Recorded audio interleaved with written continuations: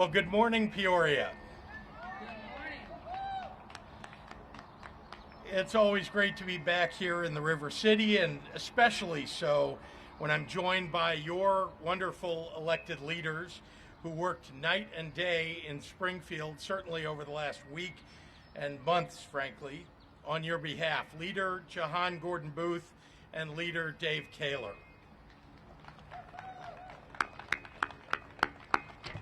Whoa. We're at a turning point in our state. In this moment, when 2/3 of Illinois adults have been vaccinated, in this moment when our economy is starting to rebound despite tremendous challenges, in this moment when many Illinois families are reuniting after a long and difficult year apart, I can genuinely say with confidence, things are looking up in the state of Illinois. I came into office in 2019 with a promise to always meet our most basic responsibility, and that's a real balanced budget. And for the third straight year, I'll sign into law another balanced budget for Illinois that demonstrates fiscal responsibility works with a vision of governance that truly values public education, public roads, and public services. Not only that, this budget also ensures the loan that we borrowed to fight COVID-19 will be paid back more than a full year ahead of its due date. In 2021, in Illinois, we pay our bills on time. And we save tens of millions of dollars in interest for the taxpayers of Illinois. A responsible government and budget also means investing in our workers and our families with Illinois federal relief dollars. In the heart of Illinois, Peoria stands to benefit greatly from the work of those who stand with me today. That means over $500 million for economic recovery, and the most heavily impacted industries will receive a good deal of that money starting July 1st, including a back-to-business grant program for small businesses. Illinois has been a national leader in getting relief to businesses through our business interruption grant program, reaching 128 businesses here in Peoria so far, and this new funding will build on that success. Another $1 billion will jumpstart critical projects in our plans to rebuild Illinois, speeding up much-needed improvements like our Connect Illinois broadband plan and getting more jobs into more communities. Peoria already knows the impact of Rebuild Illinois with the reopening of the Murray-Baker Bridge last fall and the ongoing work on I-74. And I'm very excited about the additional investments that you'll see in the months and years to come. I want to thank Clint Drury, the Executive Director of the West Central Building and Construction Trades Council, its President, Matt Bartolo, and its Vice President, Paul Flynn, along with the hardworking men and women of labor who have joined us today and who are out there working today. Illinois is also doing more than ever before to stop the crime and violence that ravages too many vulnerable communities. That includes additional support for our summer youth employment program, which meant that over 200 young Peorians got to pursue a new opportunity last summer, and we continue that effort now. Our state will also be increasing our help for housing, providing over $100 million for affordable housing and addressing homelessness, building on the $1.5 billion in rental relief that I recently announced to further our mission of providing affordable, stable housing for all Illinoisans. A reminder that renters here in Peoria in need of assistance can work with their landlords to go online and apply right now at illinoishousinghelp.org. I ask members of the media please to publish this for your listeners, for your viewers. IllinoisHousingHelp.org. Renters and their landlords can go online right now. There's so much more that we did this session, and I want to just name a few of those things. And I want to say especially that the two leaders that you have elected to represent you in Springfield are much of the reason that so many accomplishments were reached this session. Illinois added new ethics guardrails to stop abuses like the revolving door and lobbying while working for government. We expanded equity in our cannabis industry, making it possible for more entrepreneurs from historically disinvested communities to seize opportunity in this new industry. And henceforth, Illinois will recognize Juneteenth as a state holiday. But perhaps, that's right, and perhaps more importantly, this will be a day, Juneteenth, a time to celebrate emancipation. This pandemic has brought a whole lot of challenges to a whole lot of people across our state and our nation. But it's also underscored the need for smart investments that reflect the good spirit of our residents. Investments only possible when elected officials from across this state can come together and commit to doing the right thing for the people of Illinois. Illinois is one step closer to being the kind of state that we all believe in, that we know we should become. So without further ado, I want to turn it over to a true champion in the General Assembly and my friend, leader Jahan Gordon Booth. Thank you. It's a new day, Peoria. Thank you so much, Governor Pritzker, for your steadfast leadership and willingness to always come to Peoria anytime there is an important announcement to make or just to hear from the people of this community. You were doing it long before you were governor, and you've continued to listen to the voices of the people of Central Illinois. So I want to thank you so very much for all that you've done to continue to lift the voices up of Central Illinois. I could not be more ecstatic to stand here today with my favorite governor and my partner in crime in the Senate, Leader David Kaler. And we are honored to be able to go down to Springfield first and foremost and advocate on behalf of the citizens of this community, but for the entire state of Illinois. To the men and women in the labor movement, thank you for your steadfast leadership in looking at how we begin to build a new vision for Peoria. You know, a few short years ago, we all went through a somewhat difficult time, and when decisions were made at Caterpillar to move out of Peoria, it was difficult for a few years, and now we're in a place where we are able to think about a new vision for Peoria and what Peoria can be in its new iteration. And the new iteration of Peoria is inclusive of everybody. It's inclusive of labor. It's inclusive of phenomenal organizations that are here today, like the Southside Mission, and the children that go to institutions like that are going to receive resources through this balanced budget to be able to have quality after-school programming to keep kids off the streets and keep their minds and bodies nurtured and doing positive activities. We far know too much about gun violence in this community, like so many other communities across the state, and for some of us it is hit very, very close to home. So we want to be sure that children, our most precious asset, has the ability to have a really high quality summer.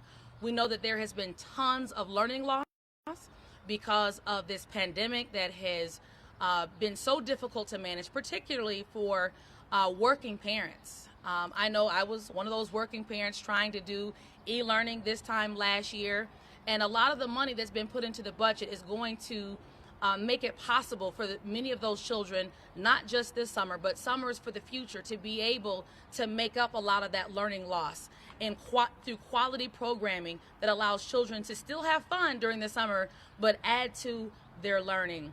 It's not a mistake that we're down here on the river. One, it's beautiful and it feels good today. I have this mask with me, but it's in my hand. Thank the Lord that we are in a situation where we're comfortable being outside and continuing to do the work that's necessary to build a community.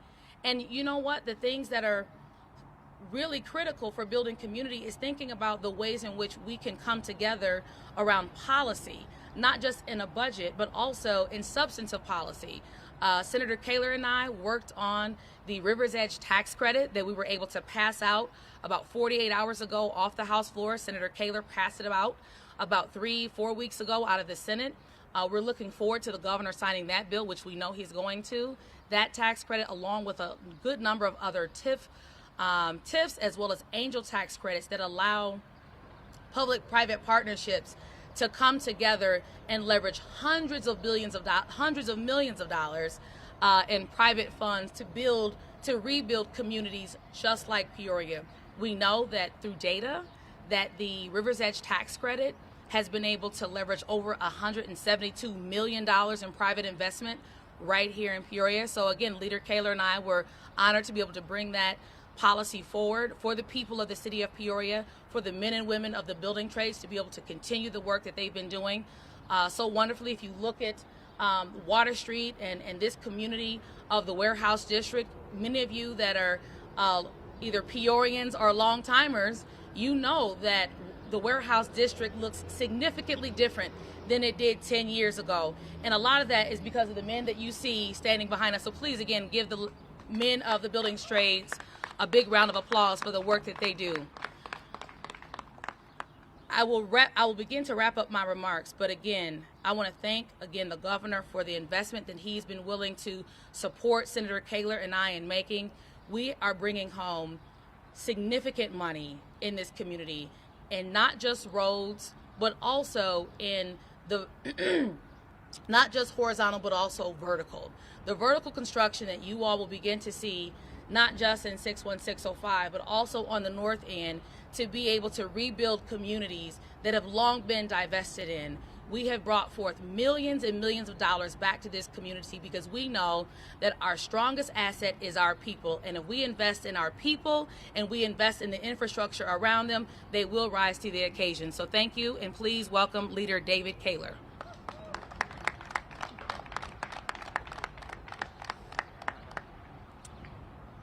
Thank you so much. I could not have a better partner in the legislature than Leader Jahan Gordon Booth. I love you, sister. I love you, brother. Governor, this budget is phenomenal. Where we thought we would be when we were in the midst of the pandemic and where we are now just was almost not even imaginable. Yeah. I happen to be the co-chair of COGFA. COGFA is the Commission on Government Forecasting and Accountability, and it's the legislative commission that looks at budget projections, looks at spending, looks at all that. And what you want to see is you want to see COGFA and the Governor's Office of Management and Budget being similar. And they are. They're together on this. And we have come out of the dark days of the years in which we went 2 years without a budget. And in that time period where we saw our credit rating go into the cellar, we are now at a point where this budget is balanced, it's good, it gives the people of Illinois what they deserve, what they expected, and watch and see Illinois' credit rating is going nowhere but up. That's phenomenal, Governor.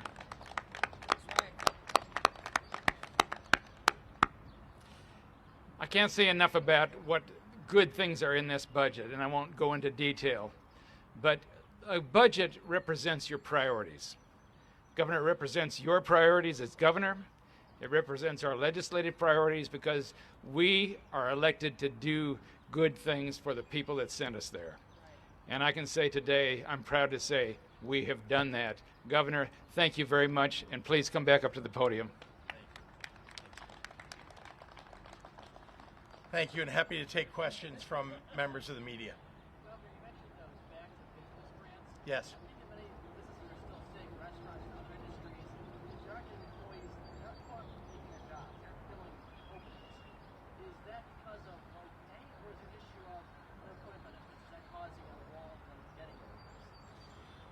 So the question was, there are job openings and maybe not people who are coming to fill them, and so what's causing that? I think there are a variety of things. Look, the pandemic is still with us.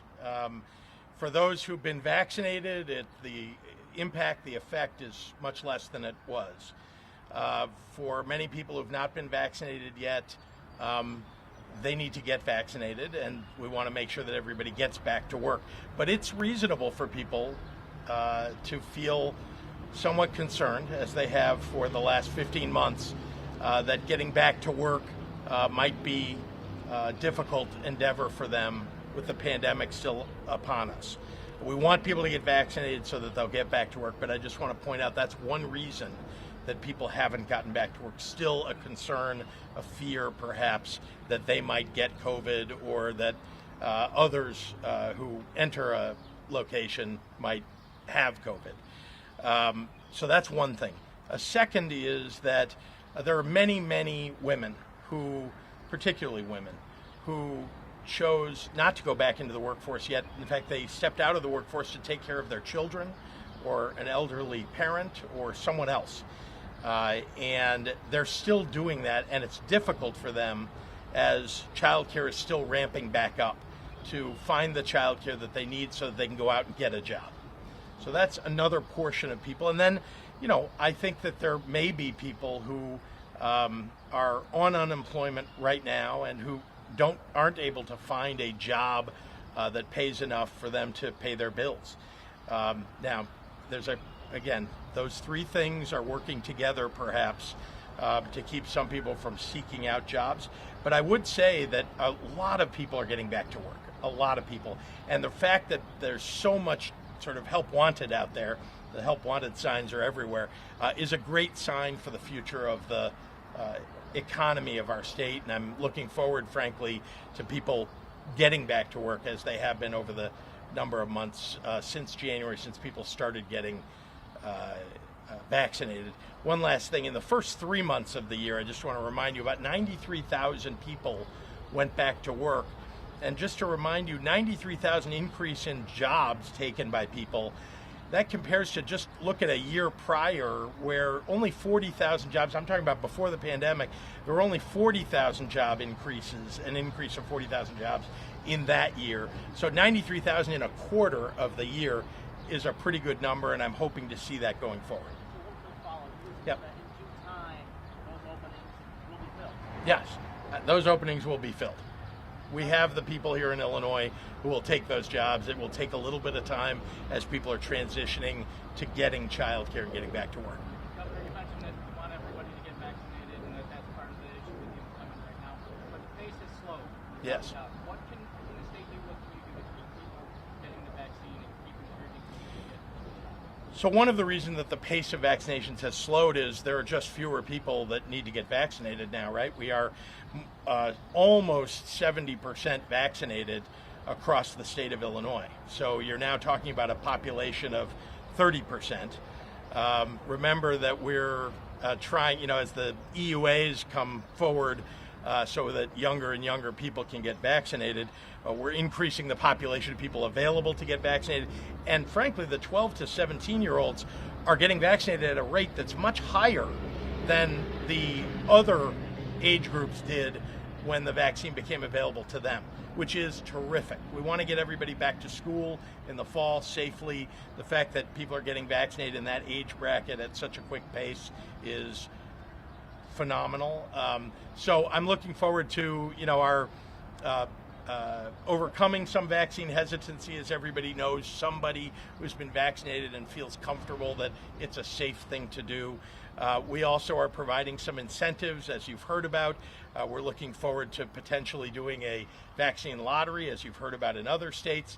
We've also offered a beer and a shot, or a shot and a shot, whatever your choice is, that's available to people. And then, tickets to Six Flags Great America, and in Sparta, people being able to get clays so that they can go shooting anytime they want. So there are a lot of different incentives out there, and I hope people will take advantage of them. Are we still on track for phase 5 next week?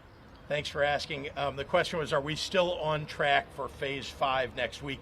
I've said all along we're following a set of metrics, and those metrics would lead us to believe as the numbers are coming down. I just looked at them on my way here.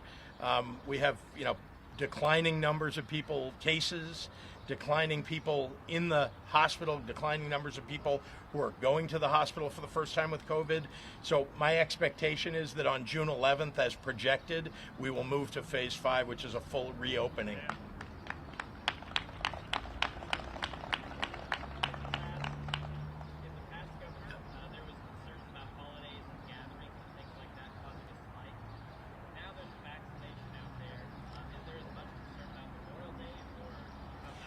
Well, again, the question was, are we worried about spikes around holidays? And we just had Memorial Day weekend.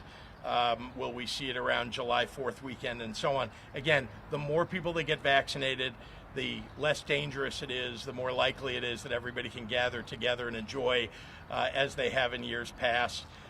So I'm looking forward to a great 4th of July. I think a great Memorial Day was had. We've not seen people going into the hospital or more people getting sick after Memorial Day, although it's only here a couple of days after. So I'm watching with a keen eye, but I'm hopeful, and I think we're in pretty good shape. I know you had your hand up at one point, but maybe. Okay, you're a team. Yes, sir. Actually, all three could possibly answer this. You mentioned the issue of funding different things. A big thing here in Peoria is still pension obligations. So does the budget at all address that? How is that issue being addressed by the state? So I'll speak to work that we did together back in 2019 that is very important for police and fire pensions here in Peoria and across the state. For 75 years, the legislature and governors have attempted to consolidate the pension funds across the state for police and fire. They're all relatively small, from one city to another city, and that means it's very difficult for them for those pension funds to get the kind of returns on their investments that they need and should get. But when you consolidate funds, when you have a larger pool of assets to invest, you can get a better return, more like market returns or even beating market returns. As it was, they were not getting market returns, 2% below market returns, in fact. So if you think about that compounding, when you're getting a lower return every year for many, many years, that hurts your local pension fund. So we managed to pass, and I signed the first pension consolidation after 75 years of effort by legislatures and governors. And that is going to save taxpayers, particularly property taxpayers, a lot of money across the state, and it's going to help our pensions funds be more solvent.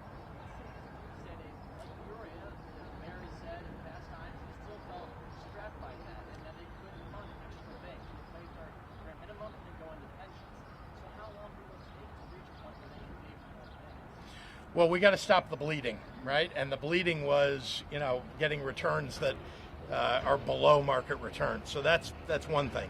There are a lot of other things that need to occur here. We need to make sure that those pensions are invested properly.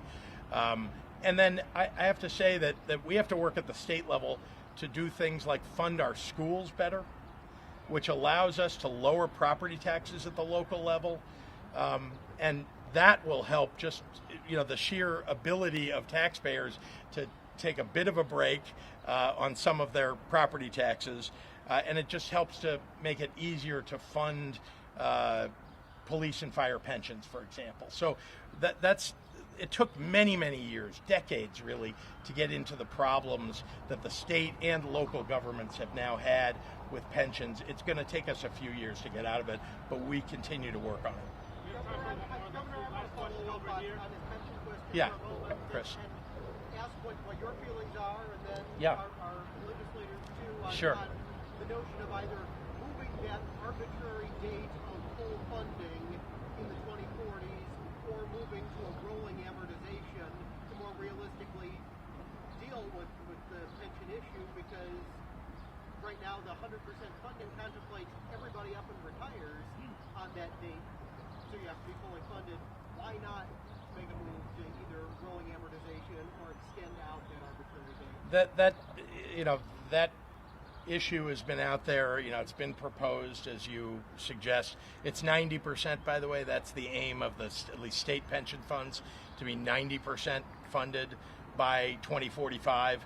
As I've often said, what you'd really want is to be governor in 2046. When the pension payments will go from, yeah, we'll go from very high and drop about $17 billion. So I will not be governor in 2046, but I envy that governor. But I will say that we need to continue to work on pensions. I did that. One of the big things that we did, and you got to eat away at these the pension problem. It's not one of these easy things where you could just pass a law and all of a sudden you fixed it. But what about those two specific policy proposals, Bill? Would that be something worth exploring, or that any of you would be in favor? I think we're all going to have to look at all of this together. Like I put a few things forward when I first became governor. 5 different ideas. We passed 2 of them. One of them was that, wasn't it? We put 2 of them. Yeah, that was one. But again, the proposal that was put out, the idea is not to kick a can down the road. The idea here is to actually level the payments that are going into the pension system. So you don't want to take money out of the pensions. That's the last thing you want to do. Right? We got to fully fund the pensions that are owed. The question is, how do you pay for those pensions? What's the amortization schedule, and how flat is that amortization schedule? Because right now those payments go up and up and up. They're going up about $500 million, depending on the year, every year, right? And that takes $500 million away from social services or other things that would normally be in a budget. And so we do have to address that. But again, and I know you want to hear about amortization, but I just want to be clear. There's not one thing that's going to solve this. It's going to be several things, and we're all going to have to work on those together. And I know we all have the intention to do that. But I don't know which one of you wants to address. Yeah. Here's how you get legislation passed. You bring the stakeholders together, and you have a discussion, and you talk about all the different possibilities, and you have the governor and you have the legislature participating in that. A good example of that is the energy bill that's coming. That's right. And the governor was very active in that. We had all the stakeholders there. The House, the Senate was very active in that. And what you do is you get all the compromises that you need to, because the legislative process is a process of compromising, and you come out with something that everybody benefits from.